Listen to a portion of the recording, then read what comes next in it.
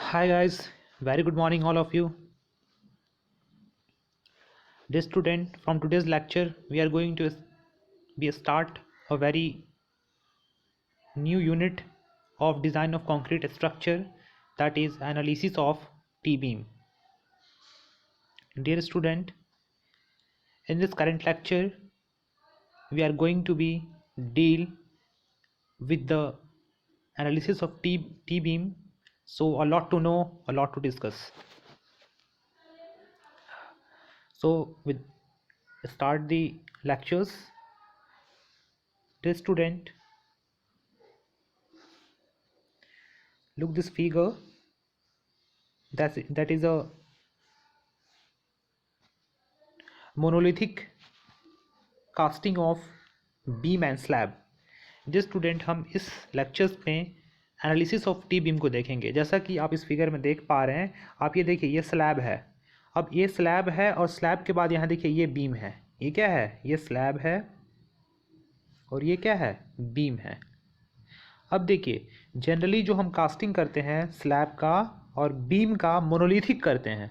Monolithic करने का कहने का मतलब है कि जो हमारा बीम पोर्शन है, यहाँ पे देखिए स्लैब के साथ में जाकर क्या हुआ है? कास्ट हुआ है। ऐसा नहीं है कि बीम अलग होता है और स्लैब अलग होता है, ऐसा नहीं है। बीम का जो पार्ट होता है उसको जाकर के हम लोग स्लैब में कास्टिंग करते हैं, मतलब दोनों एक साथ मोनोलिथिक होता है। तो वहाँ पे दो टाइप के बीम का कंस्ट्रक्शन होता है। एक टी बीम जो देख पा रहे हैं यहाँ पे टी शेप में है, और एक यहाँ पे आप देख पा रहे हैं लास्ट कॉर्नर शेप में, यहाँ पे इसको हम लोग एल बीम कहते हैं, है ना। देख पा रहे हैं ना आप यहाँ पे कि जो बीम है और जो स्लैब है वो दोनों क्या हुआ है? मोनोलिथिक कास्ट हुआ है, मतलब एक साथ में कास्ट हुआ है। तो वैसे कंस्ट्रक्शन को हम लोग टी बीम कहते हैं। और जनरली आप लोग सभी घरों में या जो भी कंस्ट्रक्शन होता है वहाँ पे आप देखे होंगे कि जो बीम होता है वो स्लैब के साथ क्या होता है? मोनोलिथिक कास्ट होता है। मोनोलिथिक एक टर्म है जिसका मतलब होता है कि दोनों एक साथ में, है ना, इंटीग्रली दोनों एक साथ में क्या होता है? कास्ट होता है। तो उसी के बारे में हम लोग को इस चैप्टर में एनालिसिस करना है कि टी बीम क्या होता है, टी बीम का कंस्ट्रक्शन कैसे करते हैं, उसमें अल्टीमेट मोमेंट ऑफ रेजिस्टेंस क्या होता है। इन सारी चीज़ों के बारे में हम लोग इस चैप्टर के अंदर में क्या करेंगे? डिस्कस करेंगे। आप लोग को इस फिगर के देखने के बाद में ये समझ में आ गया होगा कि हमें पढ़ना क्या है ना। कहने का मतलब है कि जो हमारा बीम है स्लैब के साथ कास्ट होता है, तो वैसे सेक्शन को हम लोग टी बीम कहते हैं और उसका एनालिसिस हमें इस चैप्टर के अंदर में पढ़ना है।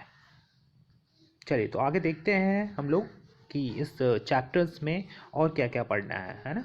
पहले मैंने आपको फिगर दिखाया कि कैसा टी बीम और स्लैब जो होता है एक दूसरे के साथ क्या होता है? मोनोलिथिक कास्ट होता है। तो चलिए हम स्टार्ट करते हैं अपने इस यूनिट को। ये हमारा एसबीटी का यूनिट नंबर 6 है। कौन सा यूनिट है?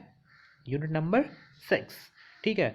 तो यूनिट नंबर 6 के अंदर में हम लोग को जानना है analysis and design of T beam के बारे में। टी बीम का एनालिसिस और डिज़ाइन कैसे होता है, ठीक है। देखिए, आप इस फिगर में देख पा रहे होंगे, ये जो फिगर है, ये जो फिगर है इसमें कुछ पार्ट्स होता है जिसको मैं दिखाना चाहता हूँ आपको। ये देखिए, ये जो स्लैब वाला पोर्शन है ये क्या है? पूरा स्लैब वाला पोर्शन है, ऊपर वाला पोर्शन। और ये जो पोर्शन है ये बीम का पोर्शन है। ये कौन सा पोर्शन है? बीम का पोर्शन है। ये देखिए, तो यहाँ पे देखिए, यहाँ पे जो क्या हो रहा है? टी शेप का फॉर्मेशन कर रहा है। यहाँ पे टी शेप का फॉर्मेशन कर रहा है, यहाँ पे भी टी शेप का फॉर्मेशन कर रहा है, और यहाँ पे एल शेप का फॉर्मेशन कर रहा है। ये एल बीम कहलाता है, ये टी बीम कहलाता है, और ये टी बीम कहलाता है, ठीक है। और देखिए, ये वाले पार्ट को हम लोग वेब कहते हैं, जैसा कि आप लोग पहले से जानते हैं। इसको वेब कहते हैं, है ना। इसको भी हम लोग क्या कहते हैं? वेब कहते हैं, है ना। और ये वाला पार्ट जो ऊपर वाला है उसको हम लोग क्या कहते हैं? फ्लेंज कहते हैं, या वो जो स्लैब के साथ कास्ट हुआ है तो स्लैब वहाँ कहलाएगा, है ना। तो ये वाला जो डेप्थ होता है, ये जो डेप्थ होता है डीएफ कहलाता है ना। जो स्लैब वाला जो डेप्थ है, थिकनेस है यहाँ से लेकर के यहाँ तक, ये क्या कहलाएगा? डीएफ कहलाएगा, यानी डेप्थ ऑफ फ्लेंज कहलाएगा, है ना। तो ये कुछ टर्म था, आप लोग तो समझ गए होंगे कि जो बीम है हमारा स्लैब के साथ में जाकर के इंटीग्रली मोनोलिथिक कास्ट हो रहा है। उसी स्लैब को हम लोग क्या करना है? इस चैप्टर के अंदर में एनालिसिस करना है, ठीक है।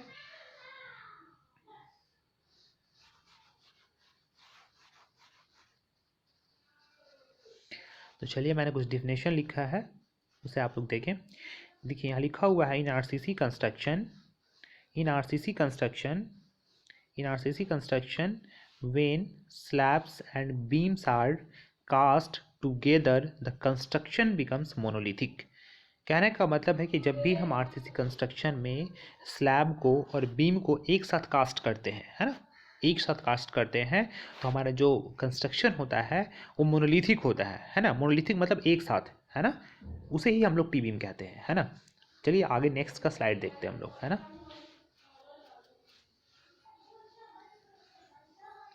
देखिए some portion of the slab above the beam becomes the, देखिए यहाँ जो नेक्स्ट पार्ट है हमारा, some portion of the slab above the beam becomes the part of the beam, है ना, and help in resisting the compressive stresses and it also deflect with the deflection of beam under loads। इसका कहने का मतलब है जो slab का जो पार्ट है ना, वो बीम का पार्ट होता है और क्या करता है, ये जो कंप्रेसिव स्ट्रेसेस आता है उसको क्या करता है, रेजिस्ट करने में हेल्प करता है ना। तो पहला तो आप समझे कि जो हमारा बीम होता है वो स्लैब के साथ में इंटीग्रली मोनोलिथिक कास्ट होता है, और जो स्लैब और बीम जो है, जो स्लैब और बीम है दोनों इंटीग्रली होकर के जो कंप्रेसिव स्ट्रेस आता है उसको क्या करता है, बेयर करता है ना। दो चीज़ें आप समझ में आ गई यहाँ पे। देखिए कुछ और यहाँ पे टर्म्स हैं। देखिए therefore the effective section of beam becomes a flange section, है ना। मतलब जो इफेक्टिव पोर्शन जो होता है बीम का वो फ्लैंज सेक्शन कहलाता है। फ्लैंज आपको मैंने बताया था कि जैसे मान लीजिए कि ये आपका बीम है ना, यही आपका बीम है, टी बीम है। ये मैं इंडिविजुअल बता रहा हूँ, एक साथ नहीं बता रहा हूँ। तो ये जो पोर्शन कहलाता है ये कहलाता है फ्लैंज, और ये कहलाता है क्या, वेव, है ना। तो इसी के बारे में कहा जा रहा है, becomes a flange section having T और L shape, the portion of the section is called flange. जो पोर्शन होता है सेक्शन को उसे फ्लेंज कहते हैं, जैसे मैंने आपको दिखाया अभी, है ना। And the portion below the slab is called wave. मान लीजिए ये स्लैब है ना, तो स्लैब का नीचे वाला जो पोर्शन है ये वाला पार्ट, इसको क्या कहेंगे हम लोग, वेव कहेंगे, है ना। तो ये भी टर्म आपको समझ में आ गया होगा, है ना।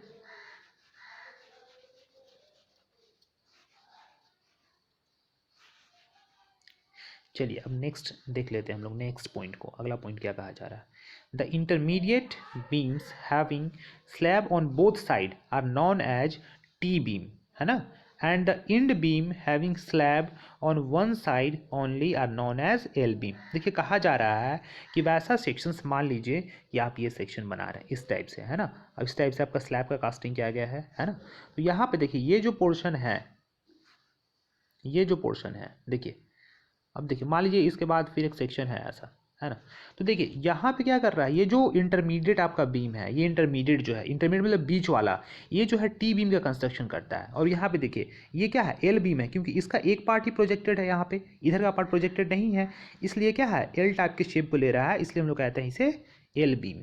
और इधर भी एक साइड प्रोजेक्टेड है, इधर की ओर में, उस साइड में नहीं है, तो ये कहलाएगा क्या, एल बीम, है ना। और ये वाला जो पार्ट है ये क्या कहलाएगा, टी बीम कहलाएगा, है ना। वही लिखा हुआ है, the intermediate beams having slab on both side, मतलब वैसा बीम जिसका दोनों साइड में स्लैब हो। तो ये जो बीम है इसका क्या, इधर भी स्लैब है, इधर भी स्लैब है, तो ये क्या कहलाएगा, टी बीम कहलाएगा। और ये जो बीम है इसका एक साइड में स्लैब है ना, तो ये एल बीम कहलाएगा। ठीक है, क्लियर, आप लोगों को समझ में आ गया होगा।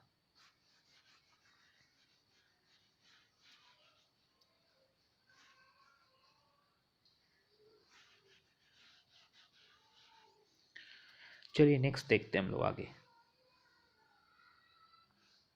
ये भी समझना इंपॉर्टेंट है। देखिए लिखा हुआ है, if main reinforcement of the beam slab is parallel to the beam, transverse reinforcement shall be provided। कहा जा रहा है कि अगर मेन reinforcement जो है स्लैब का वो बीम के पैरेलल है, मान लीजिए जो स्लैब का reinforcement है और बीम का reinforcement है एक दूसरे के पैरेलल है ना, तो वहाँ पे ट्रांसवर्स reinforcement प्रोवाइड करना पड़ेगा, है ना। कौन सा, ट्रांसवर्स reinforcement प्रोवाइड करना पड़ेगा। और वो जो reinforcement है, सच reinforcement shall not be less than 60% of the main reinforcement। और वो जो reinforcement है वो मेन reinforcement का 60% से क्या होना चाहिए, कम नहीं होना चाहिए, shall not be less than, है ना। और ये कहाँ पे प्रोवाइड करना चाहिए, 60% of main reinforcement at mid span of the slab. जो स्लैब का मिड स्पैन में जो हमारा ये इन्फोर्समेंट है उसका 60% से कम नहीं होना चाहिए ट्रांसवर्स इन्फोर्समेंट। कब, जब हमारा स्लैब और बीम का जो इन्फोर्समेंट है एक दूसरे के क्या है, पैरेलल है। तो ये भी इंपॉर्टेंट, ये सब कोडल प्रोविजन है, आपको इसे याद रखना है। ठीक है, देखिए मैं जितना भी आपको बता रहा हूँ ये सब आपके लिए बहुत इंपॉर्टेंट है, क्योंकि आप इसके बाद भी अगर कहीं जाते हैं काम करने तो आपका इन सारी चीज़ों को बहुत ज़रूरत पड़ने वाला है। आज इसी को आप बिल्कुल अच्छे से पढ़ें, है ना। चलिए अब इसमें हम लोग देखते हैं इफेक्टिव विड्थ ऑफ फ्लेंज क्या होता है ना। Effective of width of flange हम लोग किसे कहते हैं, ठीक है। चलिए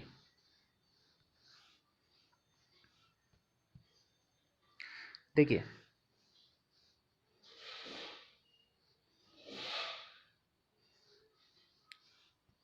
लिखा हुआ है इफेक्टिव विड्थ ऑफ फ्लेंज। लिखा हुआ है इफेक्टिव विड्थ ऑफ फ्लेंज में be taken as the following but in no case greater than the breadth of the web plus half the sum of the clear distance to the adjacent beam on either side.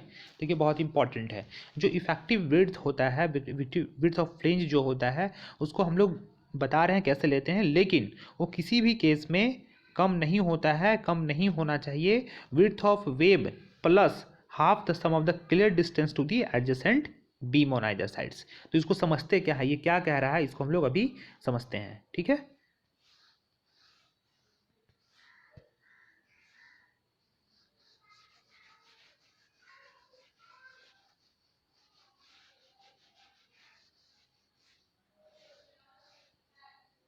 देखिए for T beam, अब T beam के लिए जो बताया जा रहा है कि इफेक्टिव विड्थ ऑफ फ्लेंज जो आपको लेना है वो कितना लेना है। देखिए यहाँ पे लिखा हुआ है L0/6 plus width of wave plus 6 times of D F. आपको याद रखना है, बहुत ही इंपॉर्टेंट ये फॉर्मूला है विड्थ ऑफ फ्लेंज निकालने के लिए टी बीम्स के लिए। तो ये होता है विड्थ ऑफ फ्लेंज बराबर L0/6 plus width of wave plus 6 times of D F, ठीक है, याद रखिएगा। देखिए अब यहाँ लिखा हुआ है note for isolated individual beam the effective flange width may be obtained as below but in no case greater than the actual width b। ये क्या है, ये मोनोलिथिक के लिए मान लीजिए एक स्लैब है, एक स्लैब है इस टाइप से, है ना। उसके अंदर में बहुत सारे टी बीम्स है, यहाँ पे भी टी बीम्स है, यहाँ पे भी, इस तरीके से आगे बहुत सारे टी बीम्स है ना। तो इस टाइप के लिए हम लोग विड्थ ऑफ फ्लेंज कंसिडर करते हैं L0/6 plus width of A plus 6 times of D F. अब कोई इंडिविजुअल टी बीम है ना, इंडिविजुअल टी बीम्स है, इंडिविजुअल। तो बोला जा रहा है कि जब आइसोलेटेड हो या इंडिविजुअल टी बीम्स हो, इंडिविजुअल बीम्स हो, उसके लिए इफेक्टिव फ्लैंज विड्थ हम लोग जो कंसीडर करते हैं वो होता है L0/B plus 4 plus width of web. और ये कम नहीं होना चाहिए, no case greater than the actual width. ये कभी भी एक्चुअल विड्थ बी से बड़ा नहीं होना चाहिए, ठीक है, ये आपको याद रखना चाहिए। तो आपको इंपॉर्टेंट फार्मूला ये है L0/6 plus width of A plus 6 times of D F, ठीक है। तो आप इसे याद रखिएगा।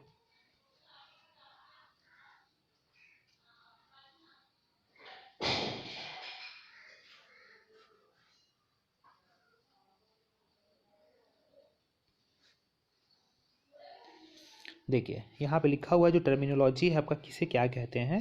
तो देखिए यहाँ पे लिखा हुआ है जो बी एफ है हमारा, बी सबस्क्रिप्ट में एफ जो है ये कहलाता है इफेक्टिव विड्थ ऑफ फ्लेंज, ठीक है। एल नॉट कहलाता है distance between point of zero movement और पॉइंट ऑफ कॉन्ट्राफ्लेक्चर, है ना। को पॉइंट ऑफ कॉन्ट्राफ्लेक्चर आप जानते ही हैं, जहाँ पे जीरो मूवमेंट होता है, जहाँ पे जो हमारा मूवमेंट है वो चेंज करता है साइन को, ठीक है। तो यहाँ पे वही बोला जा रहा है एल नॉट वही डिस्टेंस है, एल नॉट है distance between point of zero moment या पॉइंट ऑफ कॉन्ट्राफ्लेक्चर, और बी सब स्क्रिप्ट में एफ ये कहलाता है इफेक्टिव विड्थ ऑफ फ्लेंज। अब देखिए फॉर सिंपली सपोर्टेड बीम के लिए जो एल नॉट है ये इफेक्टिव स्पैन के बराबर होता है ना। और जो कंटिन्यूस बीम है उसके लिए जो हमारा कंटिन्यूस बीम और फ्रेम के लिए एल नॉट की value 0.7 times of effective span ये इसके बराबर होता है, ठीक है, आपको याद रखना है।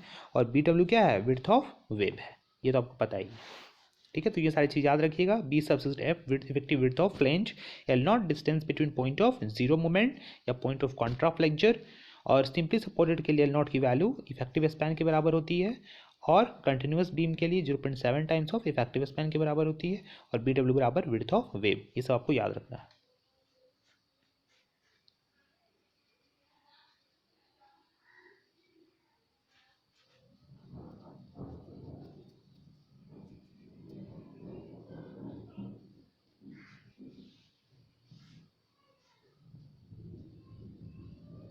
देखिए और टर्म है इसमें, और देख लीजिए क्या क्या कहलाता है। ये डी एफ क्या है, डी सबस्क्रिप्ट में एफ है, ये कहलाता है आपका थिकनेस ऑफ फ्लेंज, मैंने पहले भी बताया था डेप्थ ऑफ फ्लेंज जिसको कहते हैं। मान लीजिए कि यही है आपका, ये स्लैब है, टी बीम है और कास्ट किया गया है, तो ये वाला जो पोर्शन है यही कहलाता है क्या, D F, depth of flange या थिकनेस ऑफ फ्लेंज कह सकते हैं आप इसको।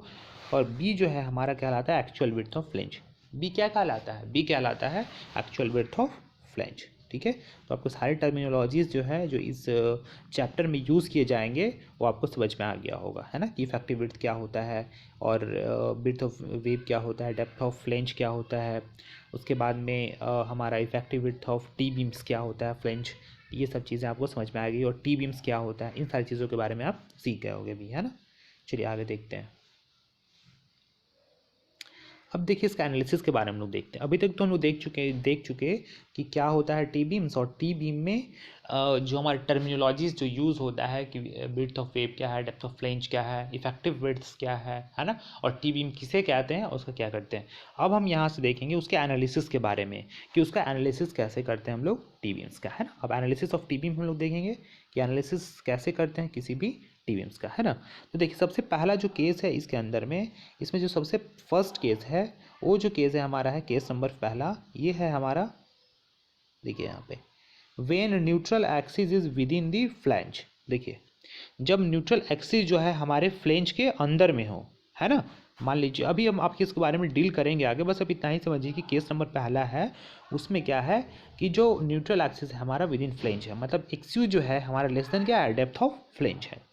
नेक्स्ट केस में हमको पढ़ना है when the neutral axis is outside the flange, जब हमारा न्यूट्रल एक्सिस क्या हो, फ्लैंज के बाहर हो जाए, और ये केस है x you greater than D F and D F less than 0.43 x you. ठीक है, ये सेकेंड केस है। थर्ड केस है when neutral axis is outside the flange, जब हमारा न्यूट्रल एक्सिस जो है फ्लैंज के बाहर हो। ठीक है, और ये जो केस है x you greater than D F and D F greater than 0.43 x you. ठीक है, ये कंफ्यूज नहीं होइएगा, ये अलग चीज़ है और ये अलग चीज़ें हैं, है ना। ये सेम है, ये सेम है कि x you greater than D F होगा दोनों केसेस में, मतलब न्यूट्रल एक्सिस जो है हमारा आउटसाइड दी फ्लैंज लाइज करेगा। लेकिन एक और केसेस में D F less than 0.43 x you max, तब ये सेकेंड नंबर केस होगा। जब D F greater than 0.43 x you होगा तब ये केस नंबर थर्ड में आएगा, है ना। तो चलिए हम लोग फर्स्ट केस के बारे में अभी देख लेते हैं, पहले केस के बारे में आज हम लोग देखेंगे, और नेक्स्ट जो दो केस है उसको हम लोग आगे के लेक्चर्स में कवर करेंगे, है ना। तो चलिए हम लोग आज के इस लेक्चर्स में हम लोग एनालिसिस ऑफ जो फर्स्ट केस है उसको हम लोग कवर कर लेते हैं।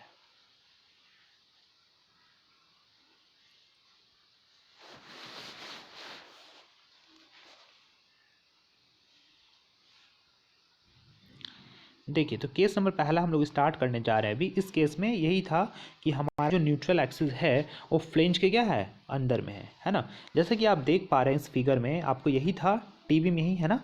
यहाँ पे ये क्या है, ये जो पोर्शंस है, ये जो पोर्शंस है बीम का है, ये किसका पोर्शन है, बीम का है ना।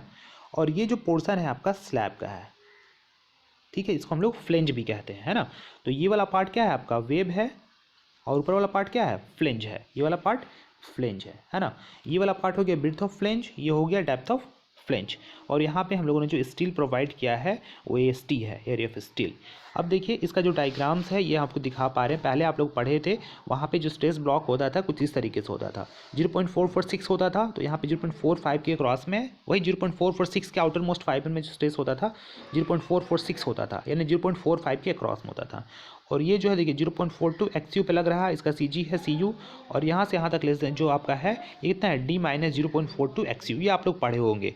ये देखिए ये केस जस्ट वैसा ही है जैसा हम लोग बीम के केस में एनालिसिस करते थे। जब भी हमारा फ्लैंज में लाइज करता है हमारा न्यूट्रल एक्सिस, तो वो केस जस्ट लाइक हमारा जो होता है रेक्टेंगुलर बीम के जैसा ही बिहेवियर इसका होता है ना। तो वही है, यहाँ पे भी वही टेंसाइल फोर्स लग रहा है TU की वैल्यू, और यहाँ पे CU की वैल्यू लग रही है कंप्रेसिव, और दोनों के बीच में यहाँ पे जो लीवर आर्म है D माइनस 0.42 XU है। देखिए इसको समझना बहुत ज़रूरी है, क्योंकि इस केस में क्या है, न्यूट्रल एक्सिस जो है हमारा फ्लैंज के अंदर में है, ये देख रहे हैं ना आप, फ्लैंज के अंदर में ही यहाँ पे न्यूट्रल एक्सिस क्या कर रहा है, लाइज कर रहा है। मतलब कहने का मतलब है कि XU जो है, जो हमारा XU का वैल्यू है वो हमारा क्या है, DF से छोटा है या DF के बराबर हो, तो ये फर्स्ट केस है, मतलब डेप्थ ऑफ फ्लैंज से क्या है, कम है, तो ये पहला केस है। और इसमें जो हमारे जो ब्लॉक होता है, जो हमारा एनालिसिस होता है कुछ इस तरीके से होता है, जहाँ पे आउटर मोस्ट फाइबर में जो हमारा दिया हुआ है स्ट्रेस का वैल्यू 0.4 जनरली होता है 0.446, लेकिन नियर अबाउट 0.45 के अबाउट हम लोग लेते हैं, जैसा कि यहाँ पर लिया गया है ना। और ये आप जान ही रहे हैं कि जो कंप्रेसिव फोर्स ऊपर से 0.42 एक्स पे लग रहा है ना, D minus 0.42 X lever arm. चलिए ये आपका समझ में आ गया होगा कि ये कैसे एनालिसिस कर रहे हैं हम लोग, है ना। आगे देख लेते हैं।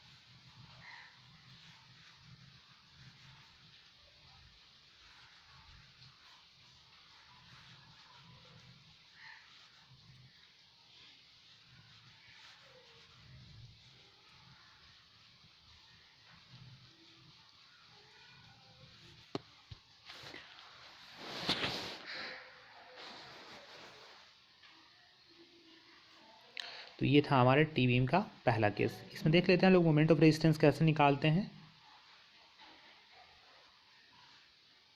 देखिए अब क्या लिखा हुआ, to find X U neutral axis depth. यहाँ पे देखिए ये जो हमारा केस है, यहाँ बोल रहा है कि to find X U neutral axis depth. Neutral axis depth कैसे निकालते हैं, है ना। तो इसके निकालने के लिए हम लोग क्या करते हैं, equating compressive force and tensile force, जैसा कि हम लोग पहले करते थे उसी तरीके से यहाँ पर भी कंप्रेसिव फोर्स को टेंसाइल फोर्स के बराबर इक्वेट कर देना है। तो जैसे ही हम इक्वेट करेंगे तो सी यू का वैल्यू हम लोग पता है 0.36 F C K B F into X U. यहाँ पे बी, वहाँ पे बी होता था, यहाँ पे बी सबसिस्टम में एफ है, क्योंकि यहाँ पे विड्थ ऑफ फ्लेंज है, ठीक है। और उसी तरीके से टेंसाइल फोर्स जो होता है 0.87 F Y into A S T होता है यहाँ पे, है ना। वहीं से हम लोग एक्स यू की वैल्यू कैलकुलेट कर लिए। सो कैलकुलेट करेंगे तो 0.87 F Y A S T divide by 0.36 F C K into B substitute में एफ।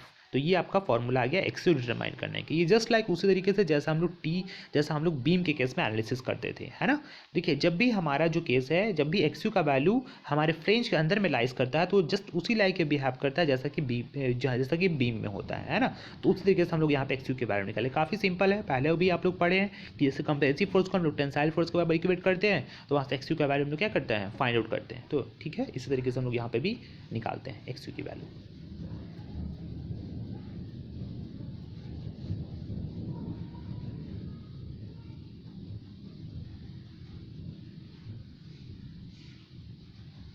चलिए तो एक्स यू निकालना आ गया आपको। अब आगे देख लेते हैं हम लोग।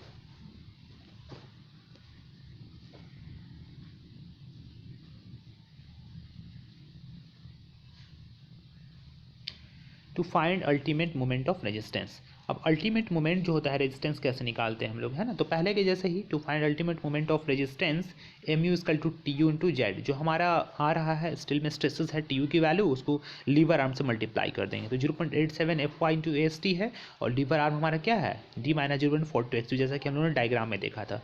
तो इस तरीके से हम लोग एम यू की value, ultimate moment of resistance की वैल्यू को फाइंड आउट करते हैं, ठीक है। तो यही था हमारा इस फर्स्ट केस का एनालिसिस में, वही करना है, एक्स यू की वैल्यू निकालना है और M U ultimate moment of resistance का।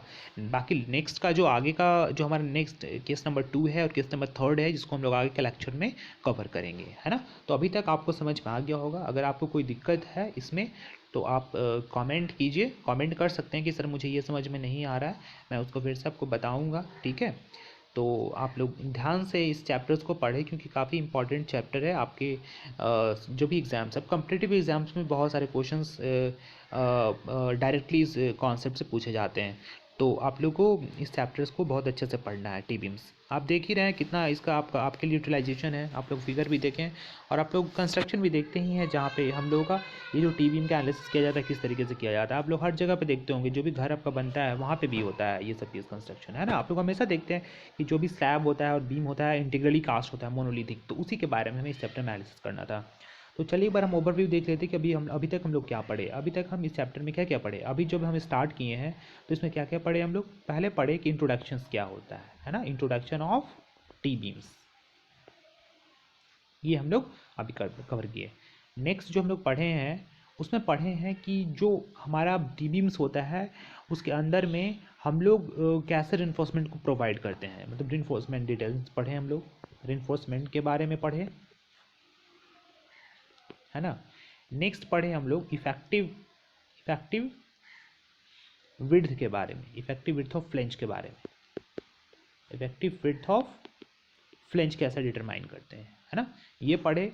उसके बाद में हम लोग पढ़े उसका डायग्राम देखें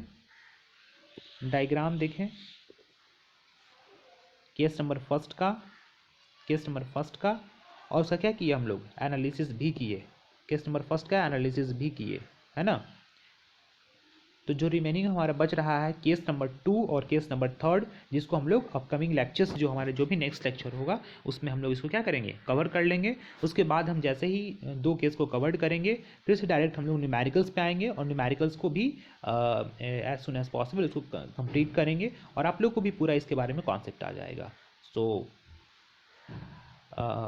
आई होप कि आपको ये जो चैप्टर्स है, ये जो लेक्चर्स है, आपको अच्छे से समझ में आ गया होगा और आप इसे प्रैक्टिस करें। देखिए, जब तक आप प्रैक्टिस नहीं करेंगे तो आपको आरसीसी में प्रॉब्लम होने वाला है, क्योंकि ये बिल्कुल न्यूमेरिकल्स पेपर है और बिल्कुल एनालिसिस का पेपर है। आप ऐसा पीडीएफ देख करके सिर्फ नहीं समझ सकते हैं। अगर आप सोचते हैं कि हम पीडीएफ देख लिए और हमारा कंप्लीट हो गया आरसीसी, तो ऐसा नहीं है। ऐसा नहीं कि आप सिर्फ पीडीएफ देख के समझ सकते हैं, आपको बिल्कुल बनाना पड़ेगा, क्वेश्चंस प्रैक्टिस करना पड़ेगा। तो आप लोग इसे ध्यान में रखें, है ना। तो आप लोग प्रैक्टिस करें। मैं बार बार कहता हूँ कि practice made man perfect. Practice इंसान को परफेक्ट बनाता है। अगर आपको सब कुछ आता है लेकिन आप प्रैक्टिस नहीं करते हैं तो आप कुछ नहीं कर सकते हैं, है ना। तो आप प्रैक्टिस कीजिए। So this is the end part of my video. So like, share and comment. Okay.